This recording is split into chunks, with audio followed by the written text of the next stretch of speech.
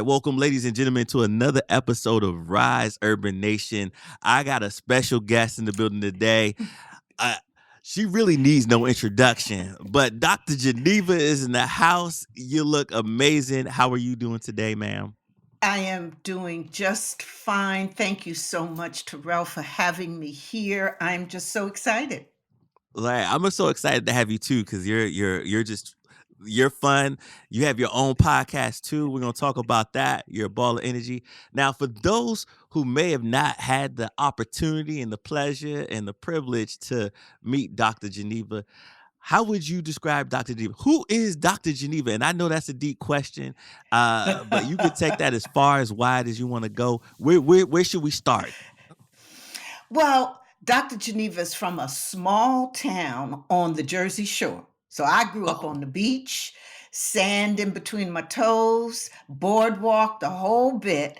A small town, though, and it was a town, a community in which my sister and I used to always feel that all the adults around went to a meeting on uh-huh. us, and they would go somewhere and talk about us because they was always in our business. They was always asking questions. They always seemed to also know everything about us. and Uh-huh. and it wasn't just Terrell, our parents and family, but it was, the man who owned the candy store at the corner, people in church, the janitor, anybody and everybody. And so it was so heavy that my sister and I used to think it was a conspiracy. And it wasn't until I grew up that I realized that it really was about a caring community and a Mm, consensus among adults about their responsibility to make sure that young people grew up in a caring environment. And mm, then juxtapose that with my parents, who were civil rights activists and ordinary people. My mom mhm, was a teacher, my dad was a government worker, but they believed very strongly in that their life's purpose was to open doors for others. So I learned leadership at a very young age and community mhm, responsibility. So when you ask me who I am, it's mhm, really the combination of those two dynamics that I grew up with, a caring community where it was real clear about the responsibilities that we as adults have in terms of our children, with mm. the strong leadership and the responsibility of serving and opening doors of opportunity. So that's really the core of what I am, where I come from, and add to that wonderfulness Yeah. that I'm a mom with children and grandchildren, was a wife. I'm now a widow, a single woman. I was married Uh-huh. for 40 wonderful years to my Oh, man. yeah. And I live in Detroit on the river. And right now, as I'm talking to you, I'm also looking out my window and seeing water, which is so great for me, the river, because growing up on the Mhm. Jersey Shore, being on a beach, being near water is my happy Yeah. place. Well, So that's I'm in me. San Diego, so when you come out here, Oh, yes. I got nothing but happy places for you. So Right. you hit Absolutely. me up when you touch base in San Diego, please. And probably more sun than we have here in Detroit, too. Yeah, you've got Sure more enough. sunny days. Man, that is a beautiful tapestry, and now I see where you get um all of this beautifully mixed gumbo inside of you that makes you who you are. And so thank you for taking us back and taking us on a journey. And y'all, for those who are listening on audio, I want y'all to go get the visual experience, because when she said grandma, I almost fell back in my seat, because she out here looking younger than 80s babies. Oh. um, so Something else that resonated with me when you were sharing a little bit of your story is community, because I like community is at the forefront and at the Mhm. center of everything that I do too. And I know for me, when the pandemic happened, the sense of community had shifted. Um, Mhm. like for you, how was that for you? Like how was the pandemic for you, and how did community shift for you? Or was there no shift for you in community as we went through the pandemic? Yeah, I like so many others was just for a while, just didn't know what to do. It Mhm. was just, like all of us, it was something, the heaviness of uncertainty, I think Mhm. was so predominant in all of our lives in the beginning, particularly Mhm. those, initial months where it was something none of us had experienced before. We didn't know what to do. And so I, like, so many others, was in that uncertainty. And then for me, it was particularly a challenge in terms of my work. Because Mm. I work with entrepreneurs and executives and leaders a lot around next steps and Yeah. what you need to do to be the best that you can be, the Mhm. greatest version of yourself, and all of those things that involve next steps, and helping you be certain about what you're going to do and all of this in the midst of all this uncertainty. So it certainly was, a big challenge, like others, and, missing friends and families and not being able to have that connection. I also, at the time, was running, and still am, a community development organization. Mm. And because it was community Mm. organization, and most of what we did dealt with connection with other people, residents, businesses, church folk in the community, etc., that all had to shift. So, because we couldn't have that connection, that people to people connection. So, both in, my life and in the work that I was doing, I had to pivot. Yeah. And like so many of us, learned how to, reinvent ourselves, reimagine ourselves, and and try to still make some semblance of sense out of all Yeah. of it. And I think we've learned a lot through this experience of disconnection for so Mhm. long. And so many of us, I think now we're trying to reestablish those connections and get back to, you know, knowing each other and relating to each other. So it Yeah. was a challenge, it was a transition, and lots of lessons learned too. Mhm. Yeah. I can say I learned lots of lessons as well, through that transition. And, one, this podcast came out of that transition because I no longer can Mhm. go out on the road and just do Right. public speaking. Two, I started Mhm. working with leaders more. So I got to Mhm. learn about a little bit about what you do, like holding space for leaders, helping them Mhm. transform. Mhm. What I learned through that transition too is that a lot of our leaders needed help, and a lot of them were just playing it safe, right?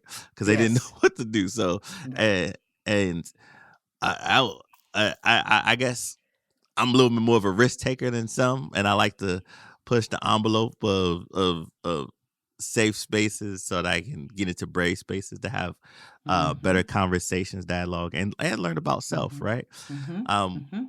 in the work that you do, what's the disadvantages of playing things safe? Well, the first big one is you can't grow. Yeah. Growth takes place outside of our comfort cave. Mm. It really does. And, but it's be good in that cave, because it's warm and you safe and it's familiar. So it really is, we think we're in a happy place where when we're in that comfort zone. Mhm. But we really don't grow unless we step out of it, because that's when you learn, and that's when you begin to build what I call the confidence factor, Mhm. to you know be take those risks, find those challenges, make mistakes, make failures, but then learn from that. Because it's interesting, Terrell, when you do something and you get a little bit of success from Mhm. doing it, then you feel a little bit better about doing it again. Mhm. I went to the Pistons Lakers game, although my Pistons didn't win. They played the Lakers, so we watched LeBron James, and so that is Right. just a whole story in itself. And you think about the number of times that those ballers practice the free throw shots, Mhm. and when they become good at it, they even have more confidence to do it more. So the better Mhm. that you become at it, as you learn and you practice in the shots and you miss, because you're learning when you miss, because when you miss, then you learn how to do something different so Mhm. that you'll get it in. And so the more that you practice, you learn, you fail, and then you have those successes, the greater risk you're going to take. So way back in the court, you be Yeah. doing that, trying for that shot. And so the same thing is with life and career and running a business, and any kind of improvement or growth that we want, we have to step outside of that comfort zone. And not taking those steps really says we're not going to grow that much Yeah. if we don't take those steps. Yeah, got to take those steps. Now, I know the practice is important and stepping outside that comfort zone. On the opposite side of that, I always look at, uh, the people that's in your corner, whether it be a coach, whether it be Ah, a loving mm-hmm, family member, and mm-hmm, so forth. mm-hmm, What's the importance of having people in your corner? mm-hmm. Yeah, having a support network is the be all end all. Um, and at the same time, making sure that those who are in your network are really your supporters and your cheerleaders, Mm. and that there's a combination. So I do believe you need the folk who are going to support you no matter what. No matter what Mhm. happens, they'll be there. The cheerleaders, they're going to say rah rah no matter what you do, even if you do some stupid stuff. You need those people who are just going to be there for you, got your back, and it really doesn't matter.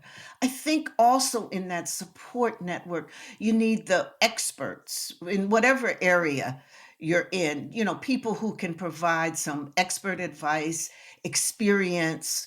And then I think you need people who will support you and will also give you great, good feedback, and feedback that you Mm. might not want to actually hear.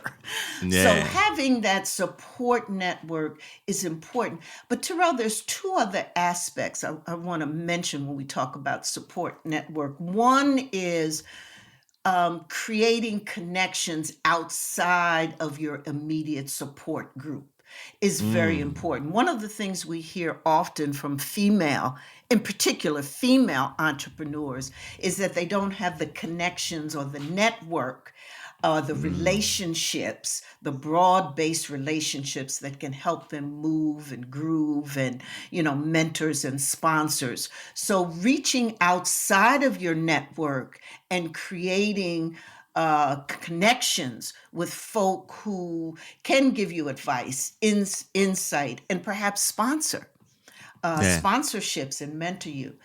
And then there's this dynamic that we don't always talk about, Terrell, when we're thinking about, oh, I need a support system and let me build this network. And that is how we support ourselves, Yeah. for ourselves and by ourselves. So Mhm. being our own best friend, Mhm. loving ourselves more than anyone, Yes. Finding the self-awareness and becoming and knowing what that is so critically important, particularly for leaders, whether you're, heading an organization, you're running your own business, or you're just, you're in a career where you want to see some advancement and you want to grow. Learning to love yourself and be intimately aware Mhm. of who you are and whose you are is so critical to growth and development and becoming your best self. Yes, I love every single bit of that, and I think that is the main key to that growth and getting into that confidence and into the Hmm. higher level of you, just so that you can be more confident to take those Hmm. shots and Hmm. opportunities when Hmm. they come, Yeah, expand outside your circle and so forth. So thank you for reminding us exactly. that. When Um, I was a youngster coming man. up in the field, and I was learning, I was watching and trying to figure out what was my leadership style, and how I could best grow in my career, how I could make an impact. I was trying to figure out all of that. I read one of the a leadership theorist, Max Dupree, who I was very taken with in terms of his approach to leadership. And one of the things he talked about was self development, Mhm. and that the best leaders are those who are self developed, Mm. meaning that they understand themselves. Mhm. They recognize the leader inside of themselves. They know who they are. They understand their limiting beliefs, Mhm. and how it affects their interactions. They understand their core values and what's important. They're good listeners, but they listen to themselves. And when they talk to themselves, it's not that negative talk. And so on and so on and so on. So I'm very much an advocate of self development, as Mhm. in terms of whatever it is you're doing. And that really means that you understand, Mhm. and and you're aware of Mhm. yourself. Yes, absolutely. Now, um, I want to touch a little bit more on that and what you talked about with women entrepreneurs. But I gotta ask you this question now that we're talking about self development. Is on my head. Hmm. What is your personal superpower? The thing that you Ah. do better than most people. I'm curious. Oh, well, I think the thing that I do best and Uh, that I like to do uh, is to care about others. uh, I really do. I listen. I'm a pretty good listener, mhm, and when I listen, I'm always moving into, well, how can I help you?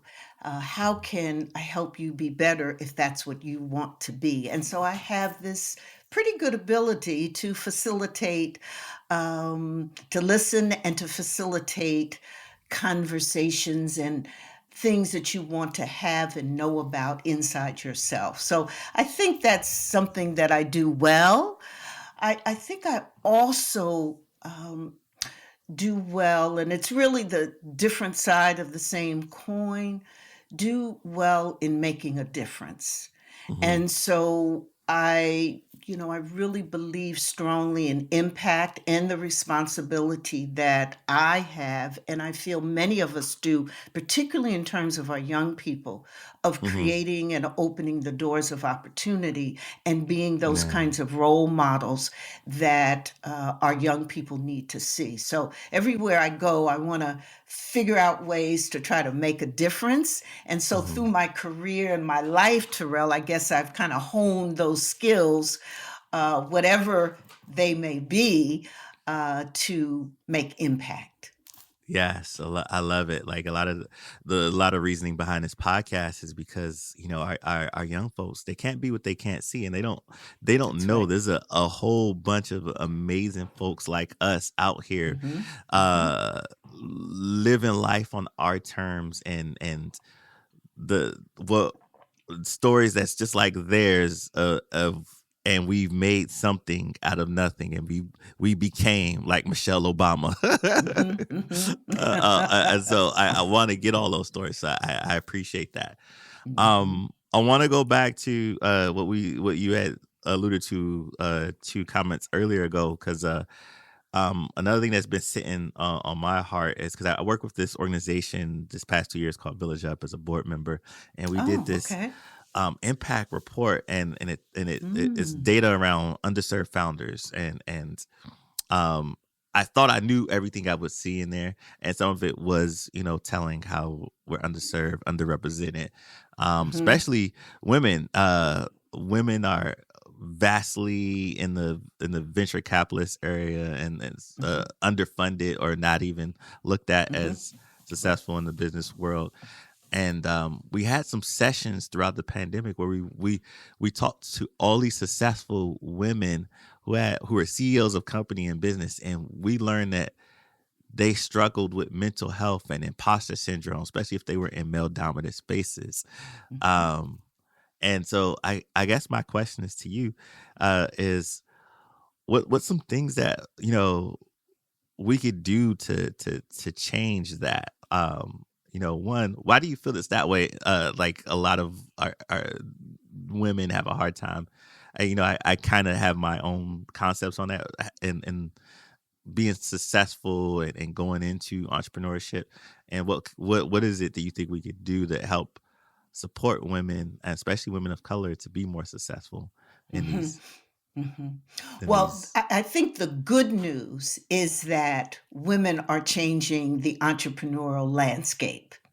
Hmm. More women than ever, and any other demographic group, are entering into the world of entrepreneurship. They're opening, they're starting businesses, and women of color, particularly Black women, are leading that charge.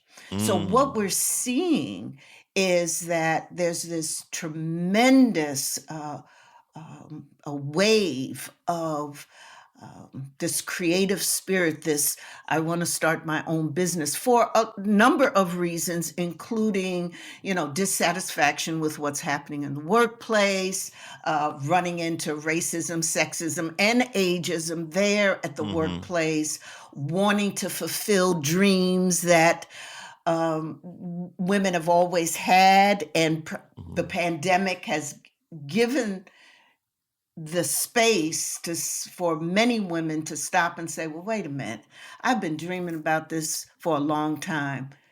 Let me do it.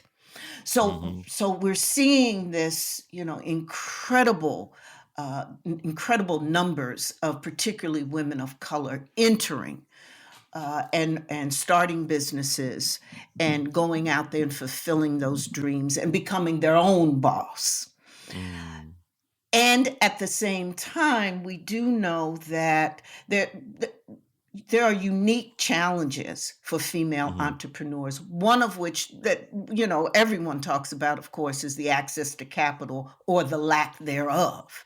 Yeah. Women are just not in the places where those deals are made, are not viewed as being able to, will be successful in, will make it in this business venture, whatever it could be. We come under more scrutiny when we try to get loans. And that, a Mhm. lot of that is just built in institutional sexism. It's just built in, the isms are built into the culture. And Mhm. so you'll find that in a lot of ways, but also the networks that we talked about earlier. Many women aren't part of those networks, etc. So that is a challenge. But there are also two other unique challenges that face female entrepreneurs that we don't talk a lot about. Mhm. And one is this work life balance. Mm. piece, because women typically burn the candle at both ends. We wear so many hats, so many roles. We just don't run a business. Okay. Yeah. We usually taking care of somebody, a child, an adult. We're, usually taking care of the household. We're doing 50 million other things. Okay. Yeah. And so now we're also running a business. So this, high levels of stress and worry and anxiety, plays a part, a unique part in the challenges that women face. And then this other one, Terrell, and this really Mhm. gets to this whole question of imposter syndrome, is that too many of us aren't confident that we can just go on out there and do it. And so the self doubt creeps in, and it's there. We want everything to be perfect before we step out. Yeah. And we want to have everything lined up so that we can make sure that it all works. So there are feelings of this. Well, can I do it? Will this work for me? Who do I have to support me, etc.? So yes, imposter syndrome is there. It creeps up. We're often too the first and onlys. We're part of, I might be the first to ever do this in my family. I might be the only one in the room who looks like me, particularly for those females who go into the STEM fields or Mm. technology or those places where you don't usually see people of color.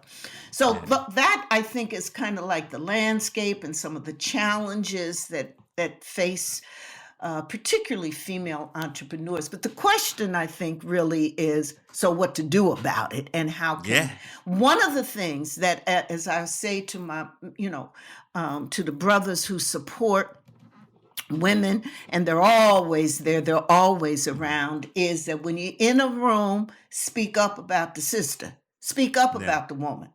And we love the mentorship and the advice and the insight, but we want the sponsorship more. So we want Okay. you, when you're on the golf course or when you're in the room with other men, to, hey, swing that club as you getting us that contract. Man. As you're saying, as you're speaking up and articulating oh, well, I know her. I used her, services. She is incredible. Can I connect you? So that's one way that we can really support female entrepreneurs. I think another way is to make sure that the doors are open to the networks that are key for any entrepreneur to be able to succeed. So those are networks where there's capital, where there's funding, where there are angel investors, where there's, connections to bank presidents and others who control dollars, etc. And so opening up those networks and doing whatever you Mm. can to do that. And I think the other is, always being uh, there and available Yeah. for female entrepreneurs and patronizing those businesses. So those Mm. are some of the things that I think that we can do to help support and grow female entrepreneurship. And just like Terrell, we got to shop our own businesses. We have to Yeah. make sure in our community that we're shopping, spending the dollars in our community. And Mm. oftentimes in your community, it's a woman-owned business that be up Mm. in there. Yeah. Yeah. I wrote down my list: mentorship, Yes. sponsorship, hmm And and what you patronize. say, that's right. And what you say in the room when a woman ain't in the room Yes. is so Okay. critical. hmm I got my notes. I'm taking it Okay. all down, Dr. Geneva, and I'll make sure I exercise everything Dr. Geneva said today. I got it down. Okay. Now, I'm curious, Dr. Geneva, you're so well put together. You help so many different people. You give Thank advice you. and coach.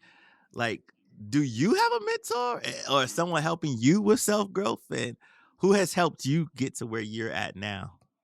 I mean, do you see them thousands and thousands of women and men behind me? Don't you see them?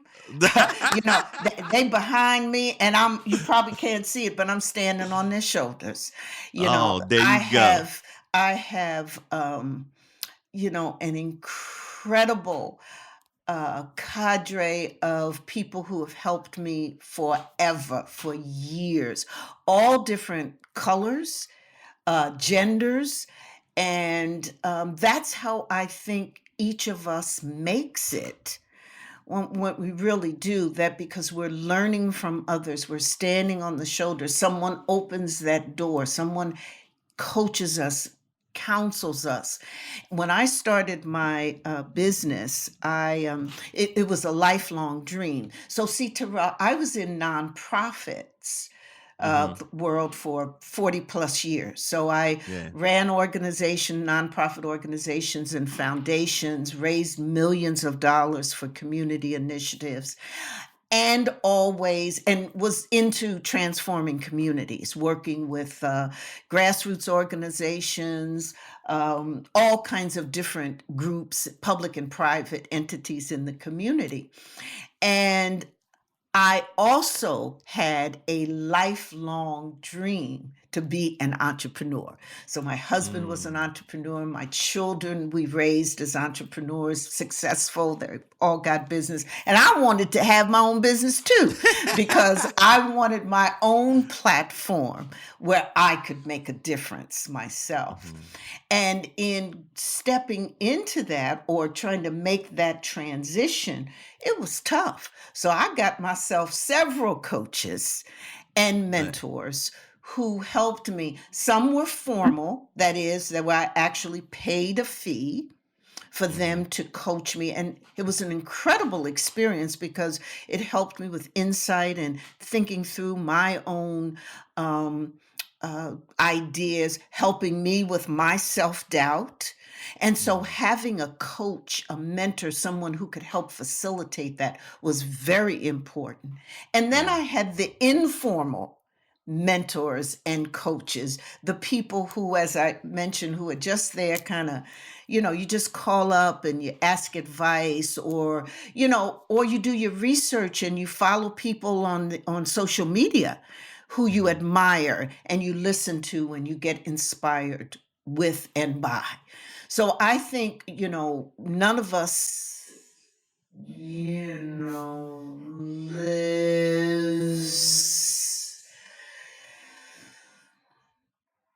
expand, and I believe make it. So I've Yeah. had hundreds of folk who I am eternally grateful for, who helped me and still help me today. There, like, I often say the same thing. I said, "Look, I am my ancestors' wildest dreams," and, Hmm. That's we right. are who our ancestors had prayed for, Hmm. and we stand on the shoulders of them. So when I come into a room with everything I've learned in life and the energy and the That's bravado, right. I come in, I bring That's I bring right. the whole crew. They Right all, there. I like mean, you said, they even all the here with even me. the janitor, I'll never forget, Mr. Brown, our janitor in my elementary school. He would stay connected with me. What was I doing? Always. And he with me. I can hear him in my head. And then there's the thousands of voices that you hear through your life, who, the whispering those positives to you and having those expectations. And we carry them with them and being grateful for that and acknowledging it. But sometimes, Terrell, particularly when times get tough, and they do, um, and that's part of life. So it's not about the tough times, it's about how you prepare yourself for the tough times that are coming. When you have those tough times, one of the tools that I think is so important is to stop and reflect, and be grateful. I think being grateful and having that gratitude about all that you've experienced and all those people who've come with you and guided you, it really puts you in a good place for you to be able to move forward and be strong and get that Mm-hmm. courage that we need all the time Yeah. to be out here in these Yeah. streets. Yeah. All the time. All the time. Like I'm I'm. telling you, ooh, wait, you need that. I mean, hey. Yeah. Look, you made me think about all the Mm-hmm, people that was in my head growing up when I was a mm-hmm, knucklehead and in the mm-hmm. mean Oh, streets okay, of an East in the hoods Coaster, of huh? Washington D.C. Okay. Uh, uh, yeah, East Coaster. So like when you mentioned Detroit, I resonate with Detroit because Detroit was very Mm-hmm. much a Okay. little bit of Detroit was in Okay. DC at the time I was growing up, right? And I hear all the sayings Mm-hmm. that my Right. mom was gonna There be you like a hard go. head make a soft behind, and or things like Uh, my granddad saying like, uh-huh, "Are you uh-huh. saving your money? What you doing with yourself?" Like Mm-hmm. like all those things that Mm-hmm. that pop up in your head every now That's and then. right. I had to learn some hard lessons, but I eventually Uh-huh. learned them, but and they stuck with me. Um, Speaking of that, what's your hardest the The hardest way hardest for way you for to me to learn and learn, why? um, the hardest way for me to Yeah. learn is probably being uninvolved. So I don't learn good Mm, if I'm not connected. Either my mind or my spirit or my heart. So I have to have some level of connection. So I read a lot. yeah. Reading is one of my hobbies, and so my mind is connected. And I read, I do read, of course. I got to read the leadership books and the goal setting books and the professional development books. I do that, but my Mhm. favorites are mysteries and thrillers. So I do Yeah. that. So I can connect my mind and Ooh. my uh, heart and my spirit and all of that. I can get involved and engrossed and engaged. So I think I learn best when one of those aspects Uh, of me is connected. So having this conversation with you today and knowing how you started and why you started these conversations to help mhm, entrepreneurs and young people rise in whatever it is they're doing, and bringing that kind of mhm, information and advice and insight when you don't have to do that. You really don't. mhm. It's something you found in yourself Yeah. in terms of your purpose and your meaning. And so I can see that and sense that. So I can Mhm, connect with that. So there's lots I can learn from you because I can see and understand your purpose. mhm. So I think that's how I learn best, just turning it around when I'm connected I love it. in those ways. Yeah. Yeah, and that connection goes back to your roots of community. Hmm. So it all is a one good pot. Yes. Now, through the entrepreneurship journey, and then after this question, we're Okay. gonna go into the technical aspect of Ooh, it. A yes. lot of times, people get stuck, and I often find myself looking at ways to help them get unstuck. What's some words of Okay. encouragement Well, that you first would of share with all, someone who being feels stuck, stuck? feeling overwhelmed, not knowing what to do is natural. Everybody goes through it. So that's first Mm, of all. So don't think because you mhm, feel stuck that something wrong with you. Okay. So that's number one. Secondly, yeah.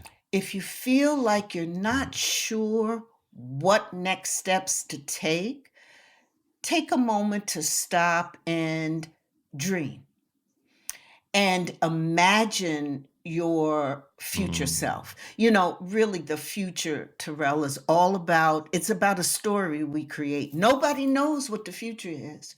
So you can sit and why not imagine that, what you'd like it to be. I mean, it's a story, so why not mm, create the best one possible?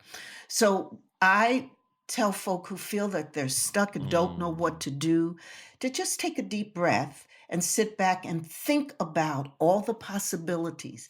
Ask yourself, If I knew I could not fail, what would I do? Okay. Start there and ask yourself like that. that question and other, questions that kind of challenge your thinking. Third, I say get a game plan. You can Okay. call it a roadmap, a blueprint, a strategy, Okay. whatever you want. Get yourself a game plan with some goals. Okay. And you can sit and you can, figure out, well, here's some things I want to do. This is how I imagine myself. This is what I'd love to do. Here's what I would do if I could not fail. I would do these things. Put some goals around that. Okay. And put together some action steps that you can take, that you can use. That's another step that I would advise you to take. That is, get yourself a game plan. I think another thing that oftentimes we don't think about this when we feel stuck or overwhelmed, and that is to invest a lot more effort and energy into self-care. How you take care of yourself. Oh, Often, feelings of, being overwhelmed or I don't know what to do can bring about anxiety and worry.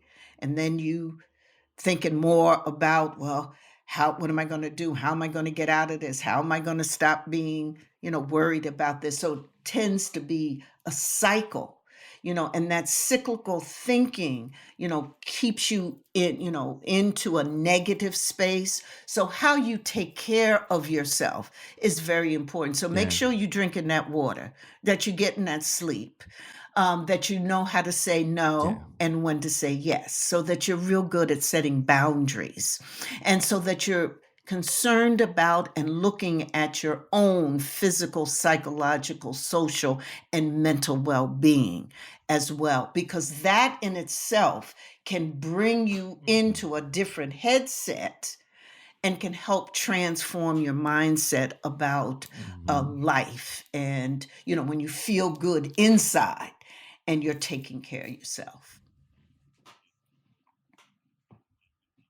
Yes, I resonate with all of that. I think sometimes when I find myself getting stuck, I go Mhm. back to the fundamentals of self care, Mhm. which helps me Yes. because I'm a Right, big energy right. guy, so That's it right. And changes my that whole energy energy, right? shift is very key. And do things that you love to do. Find something that hmm really turns you on and make a commitment to do it at least once every day for 7 days. That will change your headset. It Oh really wow, will. okay, And so these are some of the things, because sometimes when we yeah, feel, Terrell, when we feel stuck and this, we think we have to do all these huge changes, in order to get out. And sometimes it's a simple thing of, hey, you hmm know, I like mm reading, or I really enjoy dancing. And you know what, Terrell? If you enjoy dancing, you can turn on the music. When we finish hmm this podcast, each of us can go turn on some music and snap our fingers and dance around the room for 15 minutes or so. We don't Hey, need nothing special. We can do it. We're in control of that. And if you love to dance, why not do something you love to do every day? there, there. You speaking my language. You That's speaking my right. language. That's right. It just resonate my soul to hear you say it. So, all right. So, let's go Okay. to this. I want to go to some technicalities questions that sit you because something that my young folks often when I used to go out and speak, um especially if they're like just graduating high school or college, Uh-huh. they would think that now I got this college degree, I should be in that career, that 6-figure career, because I Mm-hmm. got the Mm-hmm. degree now, and it don't always work that way, right? All of us, even the most successful people, have had some humble beginnings, and so I like to take the course of what was your first job, just so people know Oh my gosh, you no. wasn't always a doctor. Well, my first job, I got to answer that in 3 ways. So the first is my Okay, first go ahead. work experience was as a volunteer. Head Start had just started Okay. in our community, and my mom, I Uh-huh. wanted a job, but I was still too young. And my mom said, well, you ain't going to get a job anyway. You going to go volunteer first. You're going to learn to give, Uh-huh. to give before you receive. She said, so I want you to go volunteer. So that was my first work Yeah. experience, volunteering as a teacher's assistant in Head Start. And then Uh-huh. the second Okay. aspect of work experience was my summer jobs. Okay. So where, I'd work at Sears as a Okay. cashier, was a camp counselor, was an usher at the arts museum and Oh, those you did it kinds of things all. during the summer. And I mentioned that summer experience because I didn't know Yeah. what I was doing. I didn't know how to work. I didn't know what work was about. But those summer experiences, they Yeah. really were work experiences. So I like to, when I think about my first jobs, I put that in the mix. But my first Mhm. real 9 to 5 job was working in Philadelphia with street Yeah. gangs and the Governor's Justice Commission. So this, it's kind of a different. So it was Uh, an organization that was trying to provide support and dollars to various youth related activities to prevent young people from entering the criminal justice system. And so, in order to really do the work, mm, we felt we had to really hear from the people on the streets. And so that got me into Philadelphia and working with the street yeah. gangs. And I would spend lots of times, on the streets in Philadelphia doing that. And then everything that I learned, I would take that back to create these proposals and these opportunities to provide grants and, Yeah. help to young people. But I want you to know that, Terrell, I stumbled into that work. And so Mhm. I always tell young people Yeah. when, just because you have that piece of paper doesn't mean you're going to get your dream with that piece of paper. That's a stepping stone. And oftentimes, as you on your journey, you going, step over some rocks and boulders, etc. Mhm. And like for me, I was going to be an English teacher. I was going to be a teacher because my mom was a teacher and she was the role model that I admired. So I was Yes. going to be a teacher. I learned soon after I got to Yeah. practice teaching that wasn't going to be me. Um, but and a friend of mine, a sorority sister, told me that, listen, there's some opportunities here at Bryn Mawr College. They're looking for blacks.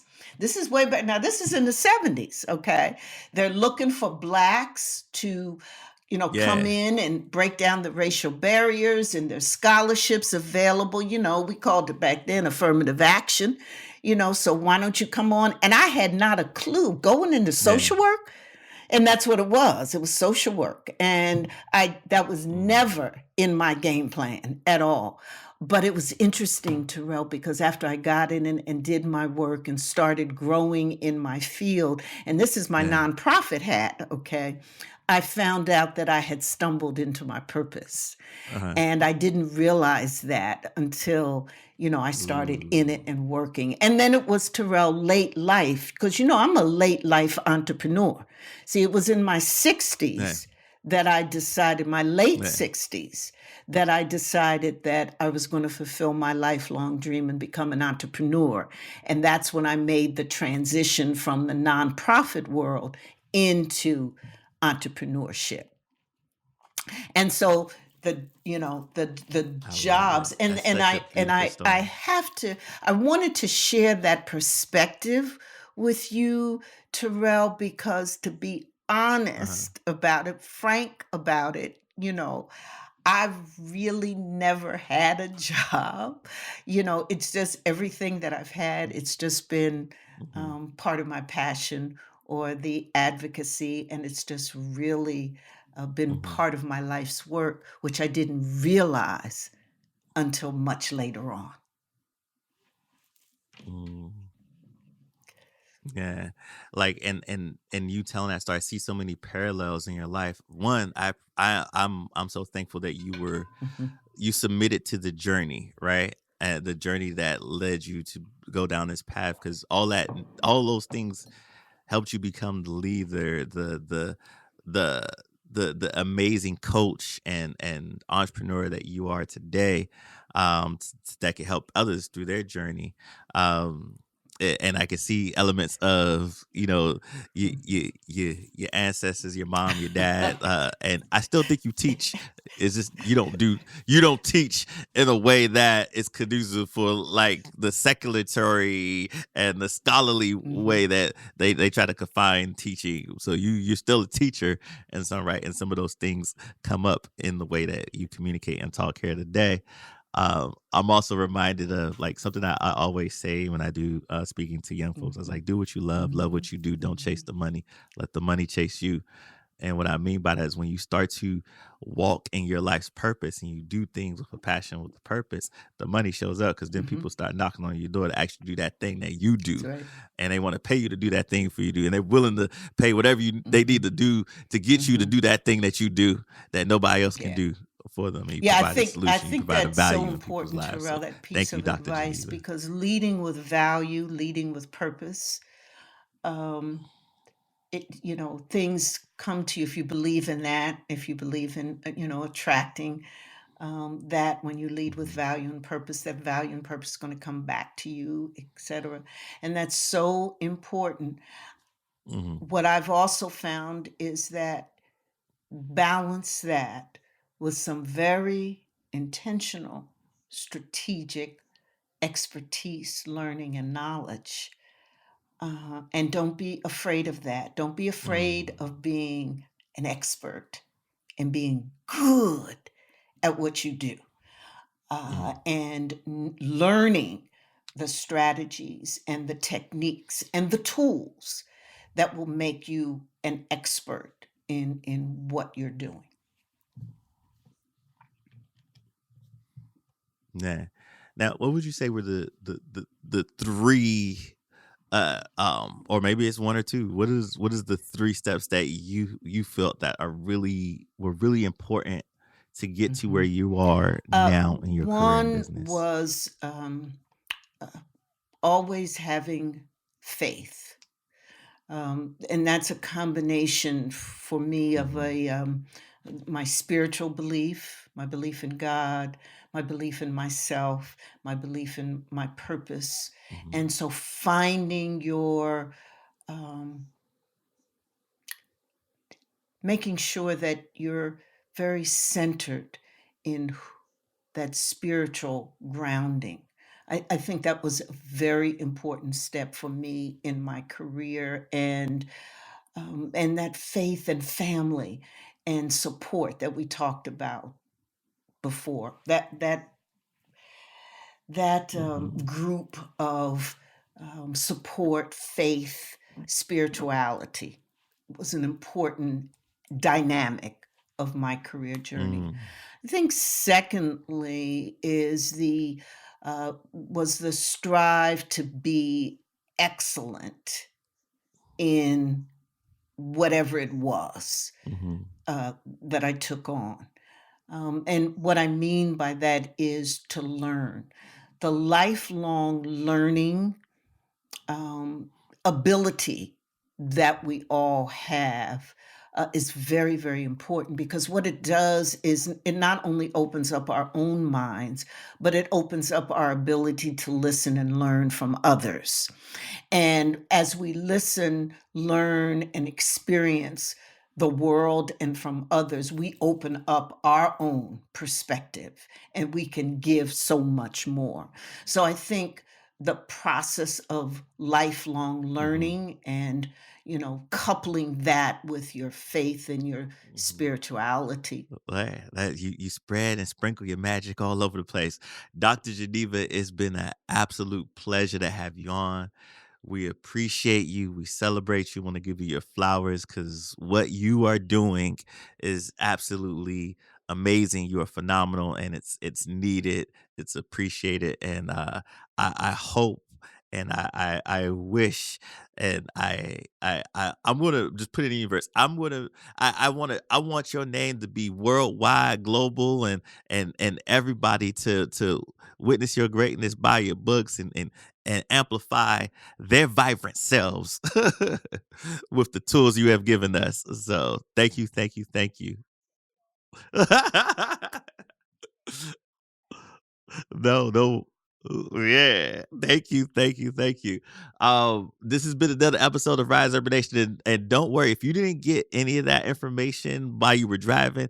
I'm going to email Dr. Geneva, and I'm gonna get the information so I can put it in the show notes. I'm gonna work with her offline too, see if we can get some special deal for all my Rise Urban Nation people out there, all my runners who are trying to run their best life and live their best vibrant life and business. So thank you, thank you, thank you again for tuning in to another episode, and we'll see you on the next time.